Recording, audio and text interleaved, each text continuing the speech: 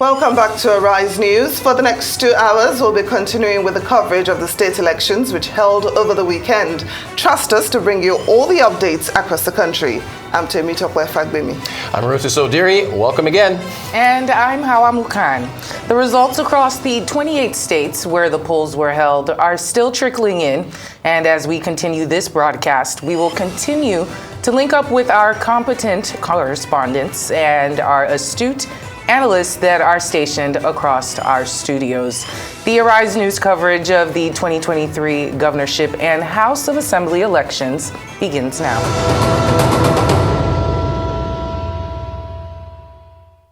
The opposition candidate of the People's Democratic Party in Plateau State, Caleb Mofwang, has been declared winner of Saturday's governorship election in the state. The returning officer of the governorship election, Professor Idris Amali, declared Caleb Mofwang winner of the election with 522,337 votes to defeat his fierce rival, Nantawe Yowata, of the ruling All Progressives Congress, APC, who scored 493,610. The returning officer says Caleb Mofwang was declared the winner, having satisfied the requirements of the law with the highest number of votes cast and spread across the 17 local government areas of the state. Of PDP, having satisfied the requirements of the law, is hereby declared the winner and is returned elected. All right, let's return again to our Rise analyst, Dayo Shobowale, who is still with us to share his perspective and provide a snippet of what has transpired since the weekend in the governorship and State House of Assembly elections. Good afternoon, sir. Thank you so much for sticking with us. So we've got more results trickling in. Of course, Plateau State there with a new winner declared. So far, how would you assess what we've seen so far? I mean, lots of drama here and there, but what's your overall assessment of what we've seen? Well, it's been a very robust electoral competition, that's how I would say.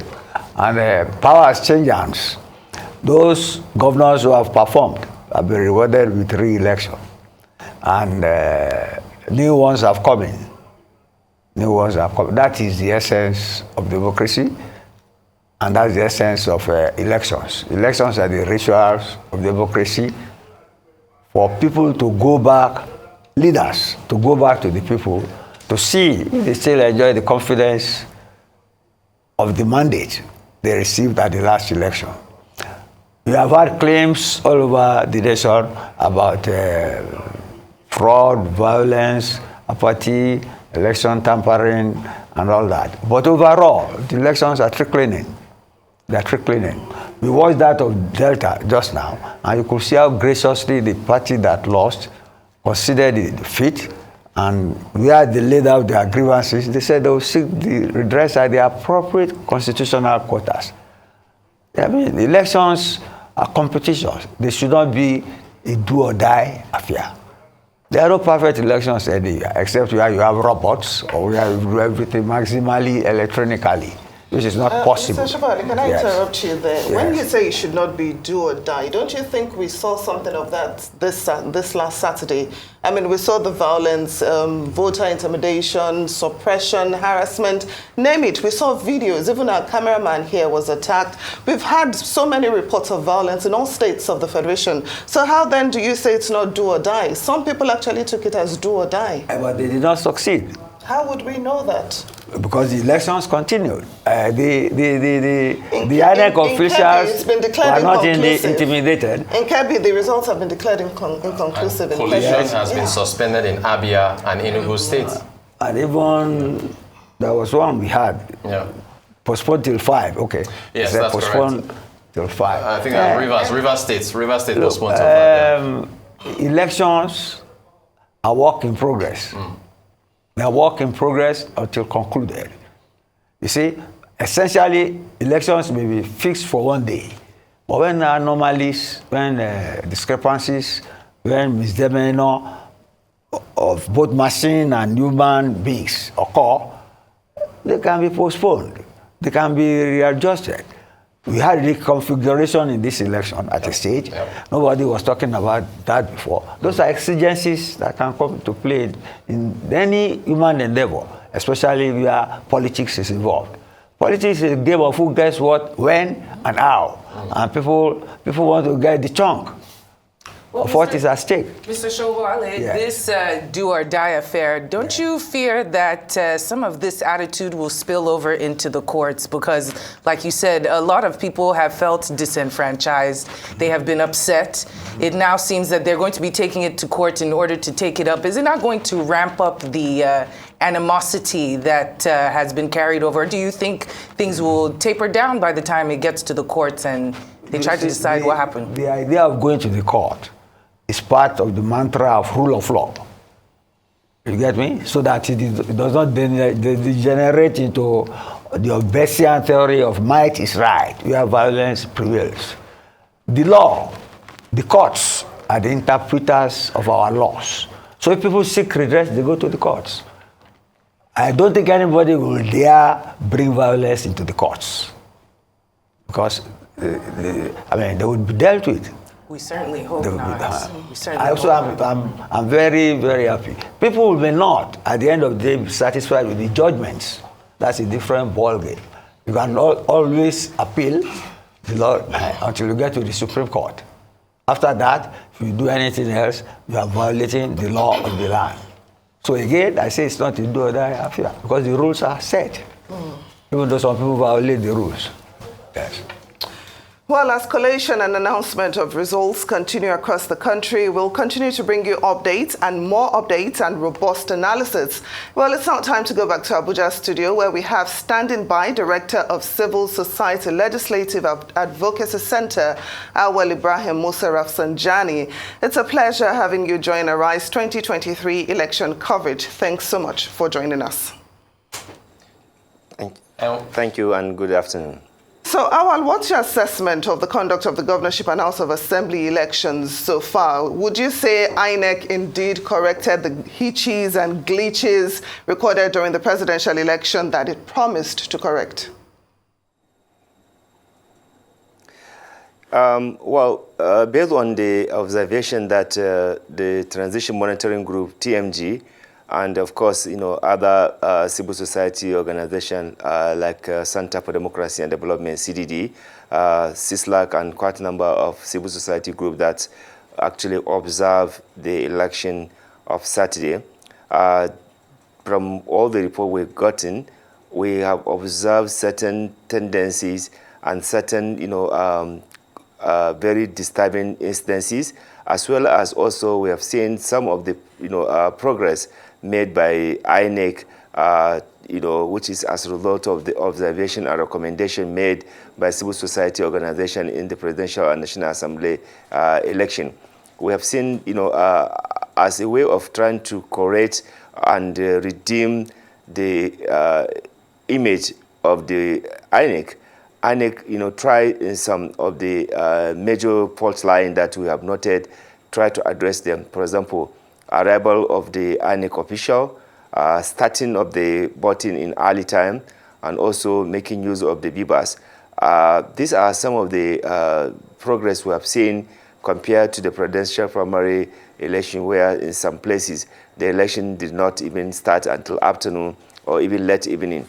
And also some of the INEC staff, were involved in certain conduct that is not ethical to the election body staff. So we have noted, in this election, some of those areas have been improved, and we need to also capitalize on that to further improve on those areas. But however, we have also noted very disturbing, scenario, which is the increase in violence by some of the political parties or some of the, thugs and people that were hired to come and disrupt peaceful conduct of election. This is largely because they have discovered that the use of technology has prevented them to do the monumental rigging that they used to do and just printing the ballot box, the ballot paper. So when that has become difficult for them, they had to define another strategy by ensuring that they cause violence so that where they know they are not going to win, they will cause trouble so that INEC will cancel the thing and call it inconclusive or order for the election. So the intensity of violence in many places is worrisome because a lot of people, have suffered from this violence orchestrated by people who did not want to follow the rules, who did not want to be Democrat.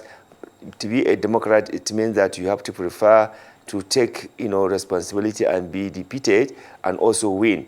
So when you are defeated, it is part of the democratic game. When you won, it is also part of the democratic tenet. So, but they are not prepared to do that. What they want to do everything possible to just, take the power and no accountability whatsoever. The third, concern that we have observed in this election is the increase in vote buying. The commercialization of voter trading has become very scandalous in the last Saturday election, where politicians who have already impoverished people with poverty and hopelessness are now using this condition they created for them to be giving them 500 naira, 1,000, 2,000, and in some places even put items. That is to tell you how terrible they have put people. But I believe that the intervention by EFCC and ICPC had also, greatly helped to minimize the escalation of vote buying. In some instances, our observer noted that some unpatriotic people even tried to attack EFCC and ICPC, because they wanted to prevent them from vote trading. So this is the ugly aspect that we have also seen on the last Saturday election. And we have also seen how some people become very active and very determined to protect their mandate, their vote. We have seen in Kano, for example, it appears that from Saturday till this Monday, many people did not even sleep. They just want to make sure that there was no repeat of what happened to them in 2019. And you could see how actively they participated. In fact, in the whole tabulation of the figures, voter figures, no state that has, actually cast votes, like, for example, Kano. If you look at the opposition political party, and if you look at the ruling party and other, smaller parties, the votes they got is, in the range of 2 million or more than 2 million. No state has done that because this time around, I think people are determined to ensure that they are not cheated. And I think courtesy of the Electoral Act Amendment, which we fought strongly in Nigeria to ensure that, electoral transparency is mainstream in Nigeria. So the use of technology was vehemently opposed by those who wanted to rig the election. But, civil society and even INEC itself, we are determined to ensure that we have advocated legal framework that can at least guarantee many Nigerians for election that will be tantamount to be seen, at least seeming to be seen to be a good election. So I will say that the last Saturday election is a mixture of so many positive and negative things, which I think we need to, as a nation, as people, we need to study very well and overcome that. But I think more fundamentally, if you deal with the issues of impunity, if you deal with those wicked people who are providing drugs and arms to our young people, who they deprive them from, going to school, they deprive them from, getting decent job. If we can deal with that, I don't think people will have, time to go and be joining any destruction or disruptive of, election. I think it is important that as a way forward, we need to find a way to engage the energy of our young people so that, their energy are not misused by those who did not wish them to grow in this country. It is absolutely necessary we take the lesson of the Saturday election and even the presidential and National Assembly election to address fundamental governance deficit that we have. It's not enough just to come out to vote. You need to make sure that you also participate through providing, support to ensure that, there's a good governance, to ensure that, elected official or public official are accountable. If you did not mainstream accountability into governance, then there will be a problem. That is why political accountability is one of the major deficits in our democratic governance in Nigeria that we must insist and make sure that it actually, mainstream in our political, processes in this country. If you don't do that, it means that all this effort, all this energy that people have displayed, and mark you, the amount of money government spent to conduct this election, it is unacceptable that you conduct this election and then people go back to start looting again. People go back to start causing trouble. I think we must ensure that there's a value for the money we have spent in conducting the election. It is not just to conduct the election, but it is to ensure that we have system, we have process that is self-accountable. It is a system that must ensure that people, when they say we have voted this and it is validated, they have voted, you must not change the figures. You must not shortchange them. Or maybe you, after the election, you then disconnect. You have no business with the people. This is absolutely unacceptable and is not commensurable with the huge energy and the resources spent to conduct the election. So we need to, as civil society, we want to continue to push for the legal framework that can help to minimize this kind of scandalous thing that we are seeing in Nigeria.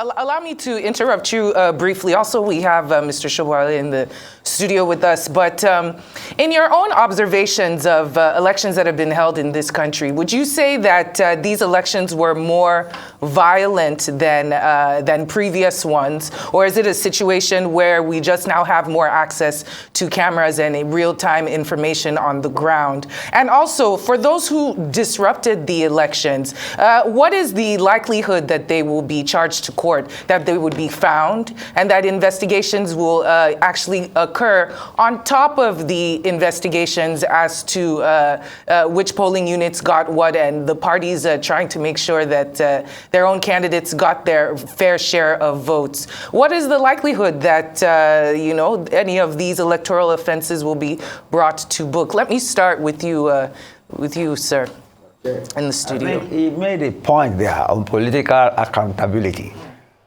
And the huge amount spent on the election, which is not yielding any dividend, because at the end of the day, our youths go back to taking drugs, to being unemployed, and all that. And that political actors, once they get elected, disconnect. See, I think we should address that. You see, when people are elected, they should be held accountable to their manifesto, to the promises they made to the people that got them elected. Because it's when expectations are not met that the electorate gets disenchanted with the political process. And they even suspect elections. That's why they come with mistrust and distrust to the polling booth, thinking that their votes may not count, which was rampant in this last election. But for the fact that the security held and the INEC officials stood their ground, even though some have accused them of collusion, but at the same time they stood their ground. That's why we have election results to announce. But the important thing that Mr. Auwal has made is about political accountability. We spent a lot of money on these elections. What do we gain out of them? Once people get elected into state houses, into state assemblies, and the National Assembly, they lose touch with their people. They just go after their entitlements, and then maybe a few months to the election, they show up again. And for the people who are actually causing the violence, do you think that they're going to be brought to book? Do you think there's going to be any type of real search and INEC has always promised that. Somebody said it, that those who inflicted violence on the electoral process in the last election were not brought to book. And INEC said it is compiling a list, and it is even given a list to the police as at the end of the presidential election. But that it should be done in time, so as to create deterrence, so that people don't have any incentive to go and disrupt the electoral process and disenfranchise people and make people afraid to come and vote. And then, more importantly, we spend a lot of money on these elections.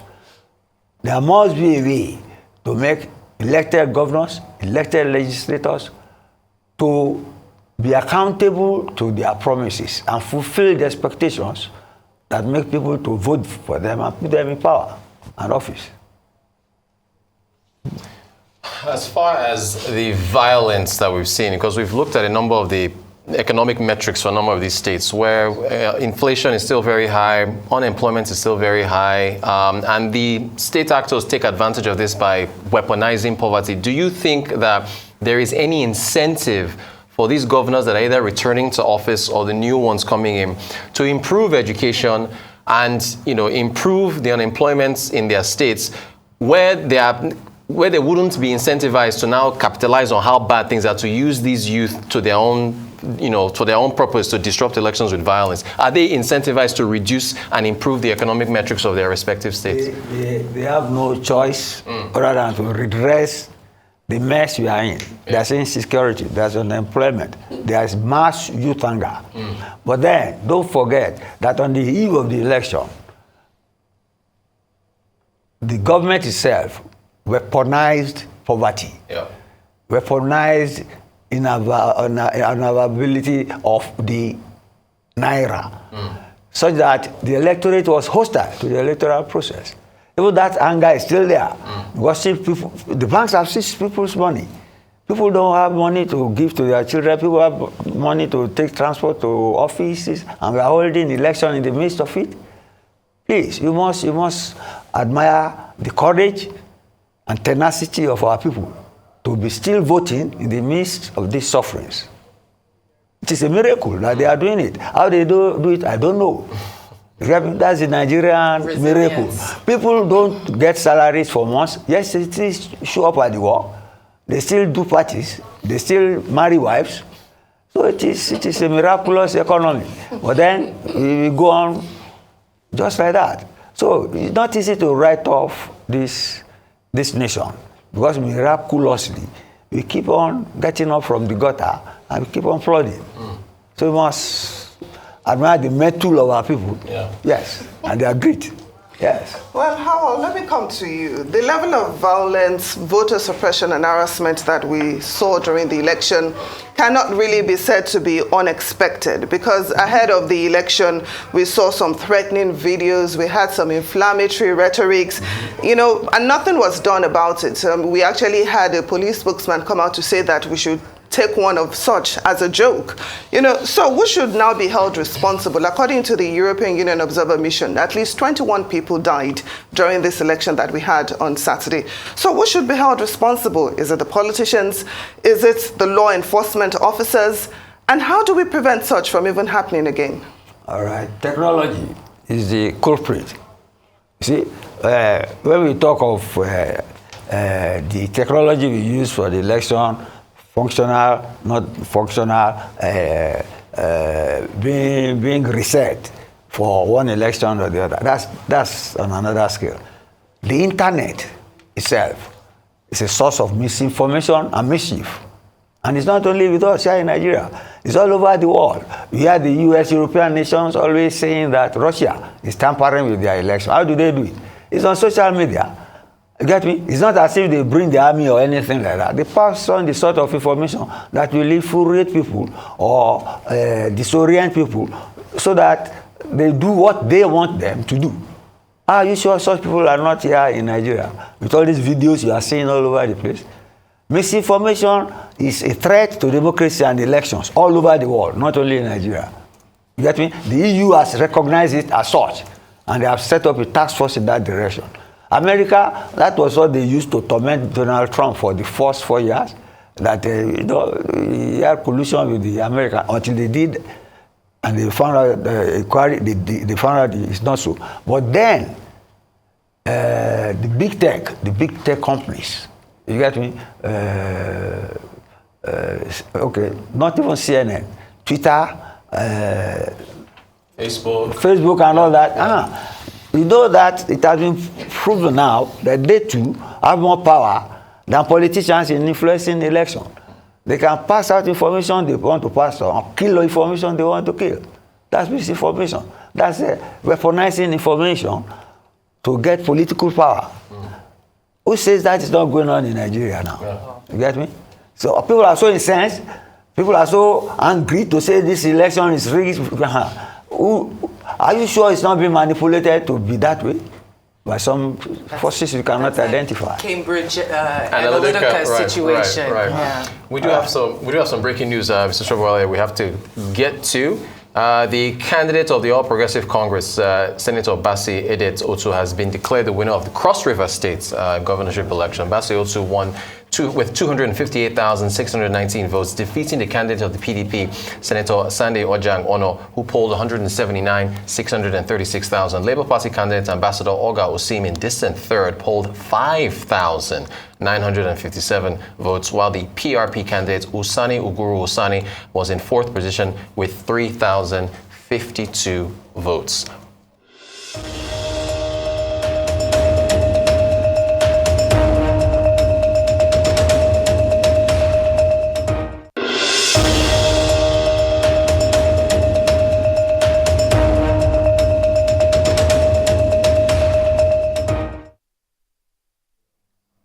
All right, so again, that breaking news, the candidate of the All Progressive Congress, Senator Bassi Edet Otu, has been declared the winner of the Cross River State gubernatorial election. He won with 258,619 votes right there on your screen. He defeated the candidate of the PDP, Senator Sandy Ojang Ono, who had 179,636. The Labour Party candidate, Ambassador Oga Osim, a distant third with 5,957 votes, while the PRP candidate Usani Uguru Usani, fourth place with 3,052 votes.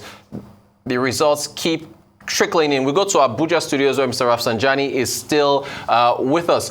Mr. Rafsanjani, thank you so much for sticking around with us. You mentioned vote buying earlier on when you were talking about some of the observations that you made. Yet there was a cash, redesign that was supposed to address that. What do you make of the results of that cash redesign and whether or not it did address vote buying? No, I think that policy was, just mischievous to assume that it was going to stop the vote buying, because the vote buying, began from the party primaries, where they were doing those things, even with the hard currency, with the, asset, like land and, juries and what have you. The correct people who are giving, who are doing vote buying, is not just with the, 2,000 naira or 1,000 naira. They, bribe to, some of those, unpatriotic public officials who betray Nigerian people. Their bribe is not with naira, and it's not with those 5,000, 2,000. No, they actually get correct, money, and also promises of political appointment and contract, juicy contract. So if you are going to deal with issues of vote buying, it's not to punish the ordinary people who are looking for what to eat on a daily basis. Do you know the number of businesses that this policy have crushed? Do you know the number of people that this policy have actually sent out of unemployment? If government is determined to deal with issues of vote buying, there are many ways in which you can detect that you can deal with that without punishing the entire society. It's not everyone who is even involved in politics. It's not everybody who is involved, or that is interested in all these issues of commercialization of vote buying. They've allowed people to do the vote buying at the party primaries, and now when you already have a finished product, then you want to come and bring in a policy that is not well designed. Many communities have no access to bank. Many communities have no access to internet facilities. Many Nigerians have no money to buy Android phone, because for you to have a phone that can do transfer, you must have spent at least nothing less than 100,000. Do you know what 100,000 it means to many people in rural areas?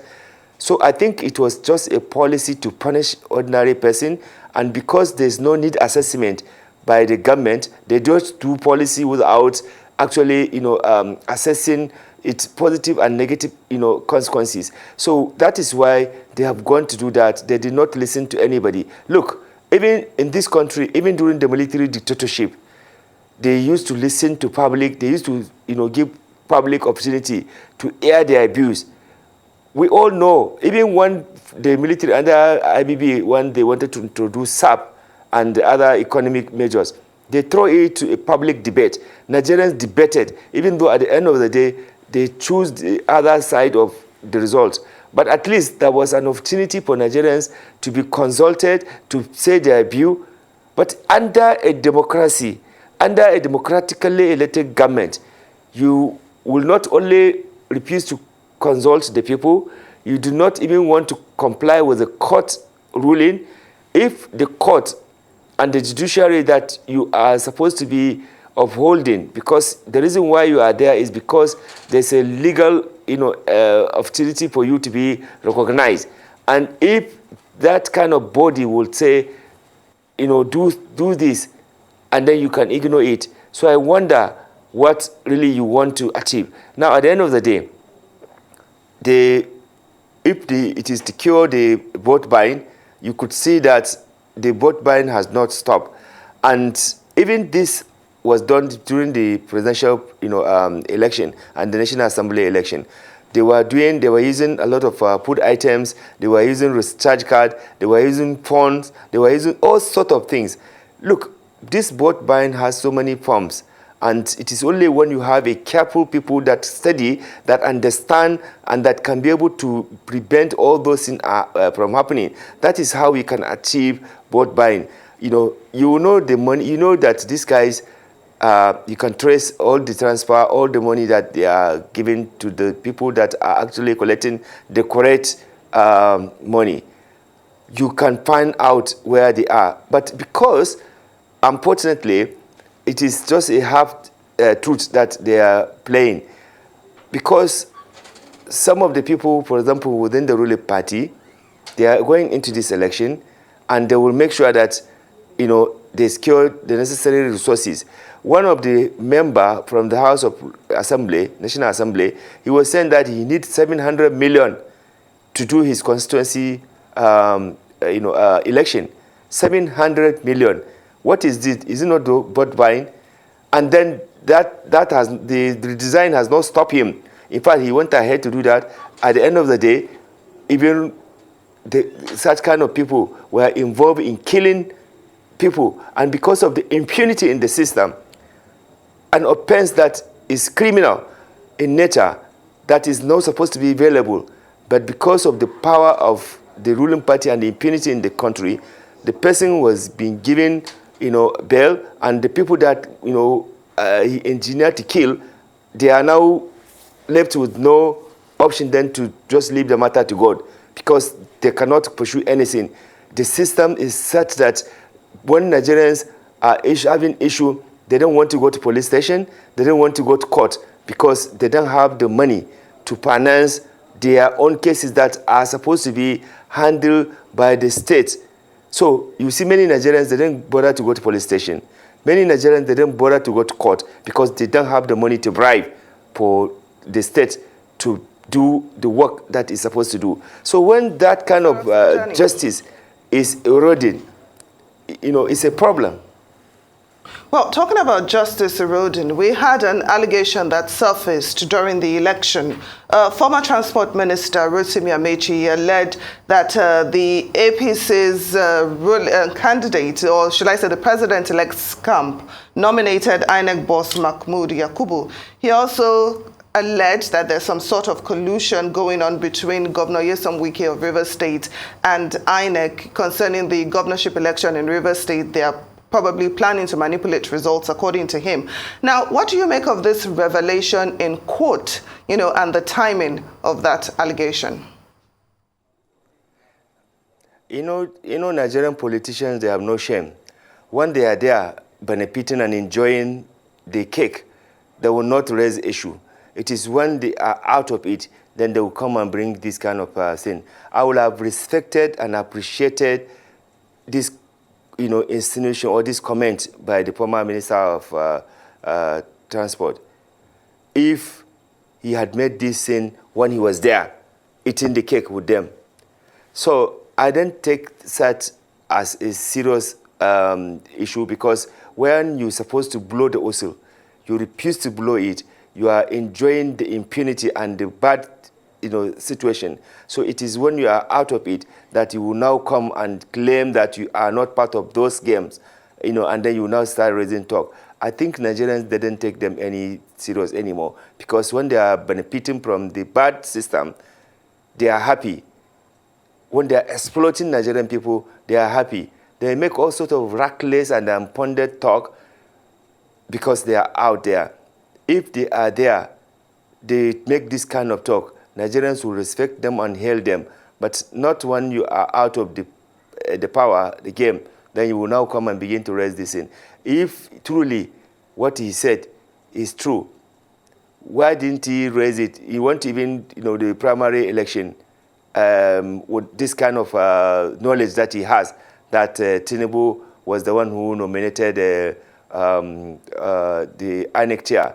He should have mentioned that. So had he was given the ticket, will he have also made this allegation? So I don't think some of these, politicians, they mean well for the country. Look, in other places, if you are in the opposition, you provide alternative programs and policies that will be compelling on the ruling government, either at the state or at the national level, to even toe into the line of what we are saying that maybe perhaps will be more beneficiary to the people and to the nation. But in the case of our own, opposition, whether in the assembly, whether outside the assembly, it is a seasonal thing just to position people, to position themselves for more further benefit or scrambling of the national wealth through use of ethnicity, religion, political, sentiment, and even regional sentiment. That's why in this election, those who have resolved to using ethnicity and religion, tomorrow it will backfire on them, because Nigerians, they know that when Ms. A gets in there, will not govern with the Bible or with the Quran. They will even come together again to reloot, forgetting that you have raised sentiment and emotion of people on the basis of all this divisive, sentiment that people are using. I think Nigerians are becoming clearer and becoming clever now, that anybody who is bringing in this in, except that, of course, they will find their victims. All the time they will find their victims by using this sentiment. Fantastic. Otherwise, the poverty in the north, the poverty in the south, the unemployment in the north, the unemployment in the south, the hopelessness and the insecurity in the north and the south, it's all the same. And these are the same politicians who are putting everybody into this corner, into this trouble. Mr. Rafsanjani, okay, so we're looking at Akwa Ibom right now, the land of promise. But if you look at what we're looking at right now, education spend per capita in Akwa Ibom, because we really want to focus on all these states and what the residents of each of these states are getting from their respective governors, whether they've been re-elected or brand new to the state. They're only spending 3,976 naira per capita for education in Akwa Ibom. Health is even about half of that, so 1,450 naira. And I think if we flip and take a look, even though ease of doing business, they are 4th out of 36 states, but I think unemployment look at this now. Look at of the total revenue profile of Akwa Ibom, only 16% is from their internally generated revenue. The remaining 83.5% of their revenue comes from the government, from FAC. So Akwa Ibom is, disproportionately dependent on the government for revenue. And look at the unemployment. I mean, that's 5 out of every 10 people you meet in Akwa Ibom as of the 2020 is unemployed. I mean, that is one of the highest unemployment figures. I have to double check now with the other, a couple other states, because I think Abia is up there. But what do you make of the profile of these states and how leadership can turn these numbers around for a state like Akwa Ibom, with you mentioning the poverty in the north, in the south, and pretty much across the country? Yeah, actually, it is a manifestation of laziness that we see at local, state level, where state governors are actually just not interested in exploring and investing, human capital development, in their state to be able to harness the necessary resources, both human and natural resources, that they can be able to utilize to upturn, this decay of lack of economic development in their state. So there's a free money coming from the federal, and everybody is just holding his arm or her arms, waiting for the monthly allocation to come, and they will just share the money. Like it's been seen in many local governments, once the money gets in there, that is the salary period, they pay the salary, that is the end of the work. There's nothing again at local government that is functioning.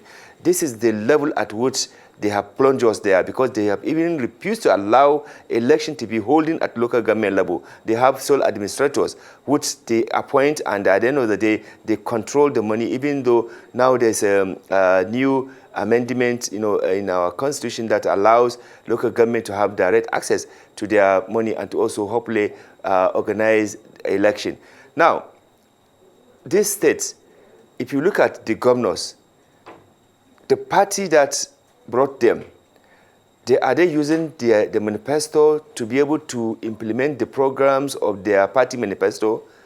The answer is no. That is why you could see this huge lacuna, huge gaps, not only at the state, even at the federal level. How much is the budget allocation for health in Nigeria?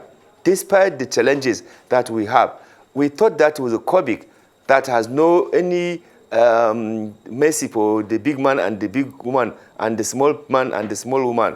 We thought that they would learn a lesson to make and upgrade our health care system. A lot of women are dying simply because they want to give birth, because there's no access to road from the city center to the hospital where they can go and get medical attention. Some of them on the road, they die bleeding.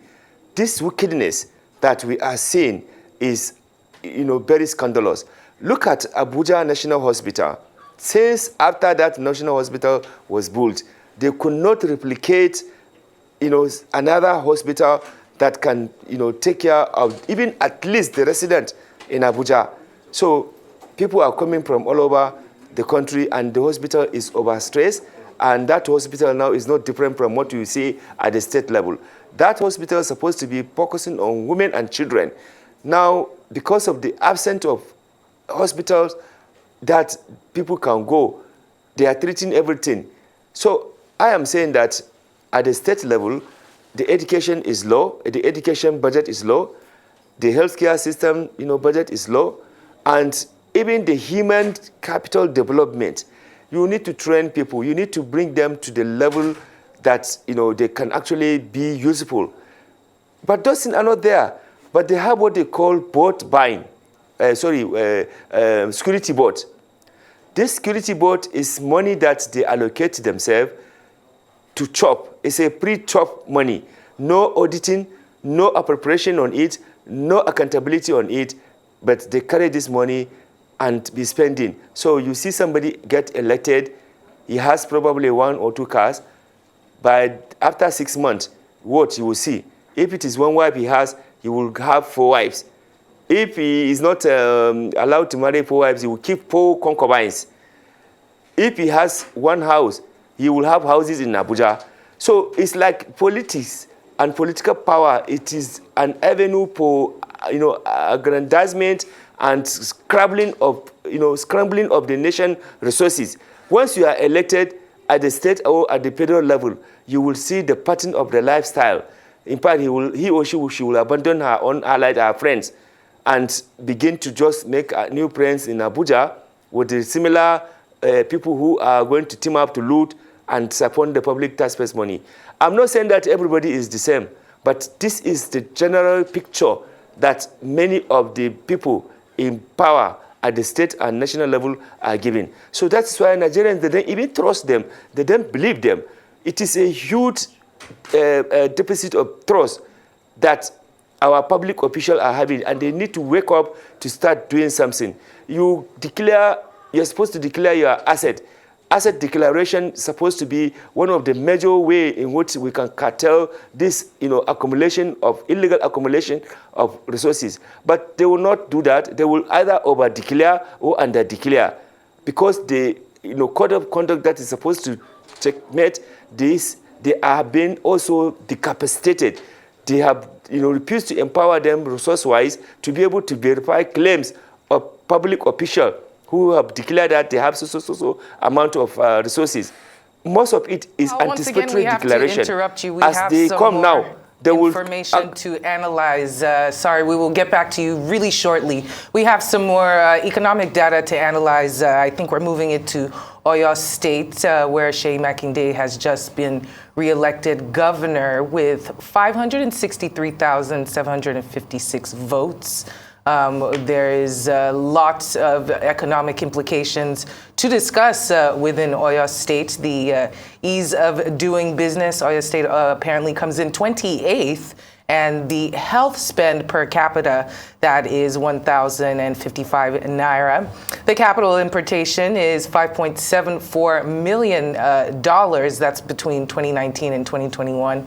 And of course, the education spend per capita has been 4,429 naira. And of course, we have Rodas in the studio to help us dissect some more of these numbers that we're putting up on the screen. Right, and also, Mr. Rafsanjani, I mean, we're also looking at unemployment, although it looks like Oyo State, it's still double digits, so it's still, pretty high, even though it's below the national average of 33%. But, I mean, the inflation numbers in Oyo, they're still pretty high.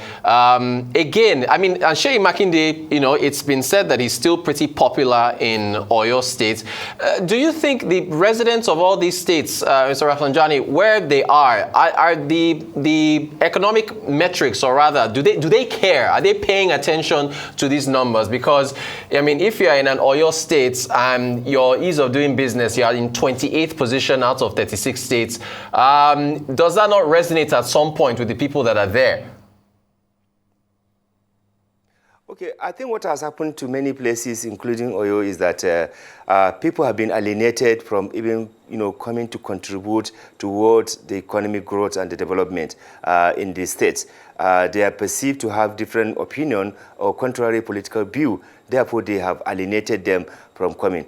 Otherwise, it's a shame where you have University of Ibadan, one of the best university, not only in Africa, but in the world, In Kaduna, you have ABU Zaria, one of the best universities also in Africa and the world. The same thing in Enugu, where you have in Suka.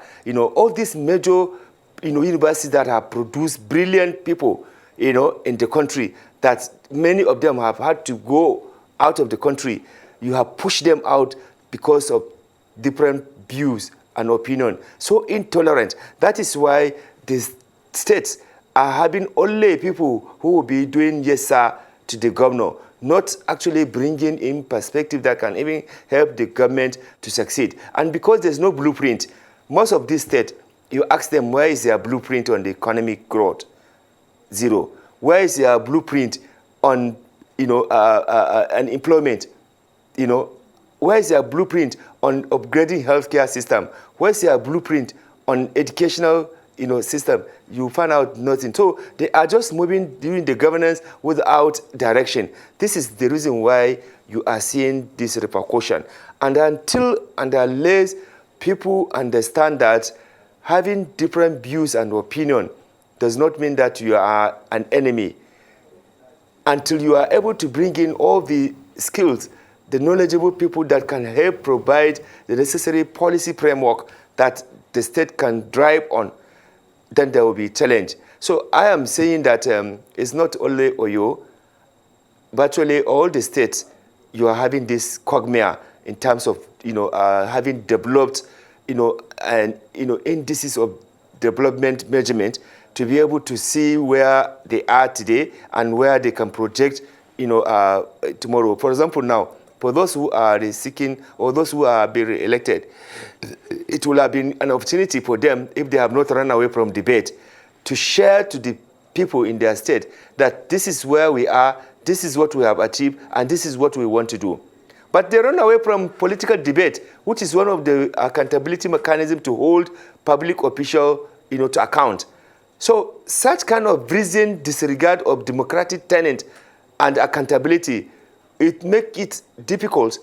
It makes it difficult for the state to drive and pump or develop any development indices that can actually upgrade or at least reform the various sectors that are needed. You carry people who help you in the election and put them without looking at the competence, the experience, the track record, the integrity. And the person get in there, he had no business building that sector. What he's interested is accumulating money for the next election. This is the disaster that is facing the country. If people are actually doing this, when you give people opportunity to serve, to work, and they are coming with tangible results, I think we will have made more progress in this country given the income that has come to this country. If you look at from 1999 to date, the amount of money that has gone to various state and local government in Nigeria, we have no reason to be in poverty. We have no reason to be in this kind of hopelessness situation. But because the money are stolen, every now and then, in fact, there's a huge democratization of looting in Nigeria from local, state, and national level. Everyone is scrambling to do that. For goodness sake, there's no country in the world that can sustain the pressure of looting that is happening in Nigeria. And when we speak that, block the leakages, stop the corruption, stop this bribery thing, they take offense. But it is our country. We must not get upset from their own rejection of what we think can help improve governance. That is why we in civil society, we are determined to continue to provide useful information and credible information to the willing government at all levels so that they can address the development deficit in Nigeria. All right. Director of Civil Society Legislative Advocacy Center, Mr. Auwal Ibrahim Musa Rafsanjani, thank you so much for joining us on this very critical discussion on Nigeria Decides 2023. Appreciate your time.